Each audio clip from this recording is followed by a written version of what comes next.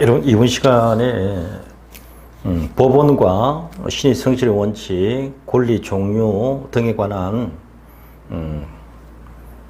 내용에 관한 기출 문제만 이렇게 따로 한번 모아봤습니다.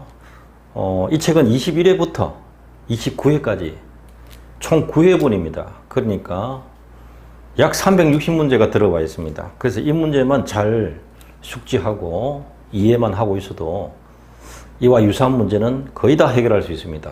그래서 자신감을 갖고 알뜰하게 보는 것이 중요합니다. 자, 보겠습니다. 기출문제. 자, 1번이 작년에 나왔죠. 2017년도 겁니다. 2017년도 문제가 28회입니다. 2018년도 3월에 친 문제는, 올해 3월달에 친 문제는 29회가 되죠. 그럼 내년 3월달에 치는 것은 30회가 됩니다. 예. 자, 보겠습니다. 1번. 법원. 법원에 관해서 옳지 않은 것. 판례 기준이다.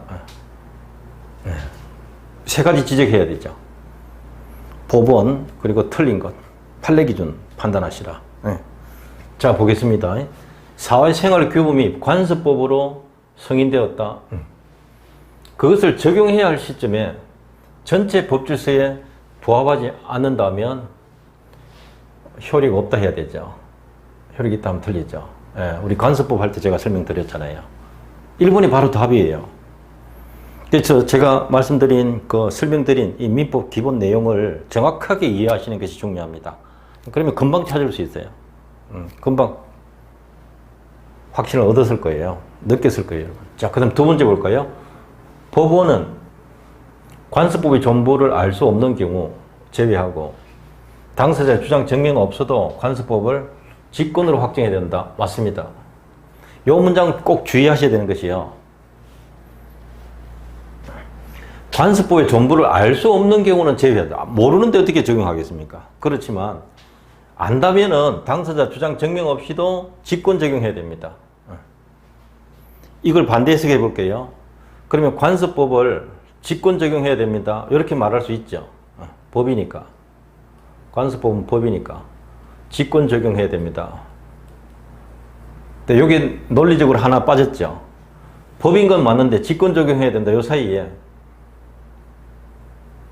알 수 없는 경우는 제외하고 들어갔잖아요. 알 수 없는 경우 아니라면 직권 적용해라. 이 말이잖아요. 그러면 알 수 없는 경우는 어떻게 할까요? 알 수 없는 경우는 알 수 없는 경우는 법원이 관습법 존재를 알 수 없는 경우는 어떻게 하는가? 당사자가 원용해도 되는가? 된다는 거죠. 요런 점을 주목하셔야 돼요. 요런 점. 자, 한 번 더 할게요. 법원 입장에서는, 재판하는 법원에서는 법관은 생각, 법관. 요거는 법의 존재 형식이 아니고 법관이라 생각하시면 돼요. 법원 입장에서는 관습법의 전부를 알 수 없는 경우를 제외하고, 알 수 없는 경우를 제외하고, 알 수 없는 경우가 아니라면 당사자 주장 없어도 관습법을 직권으로 확정해야 된다. 꼭 기억하셔야 돼요.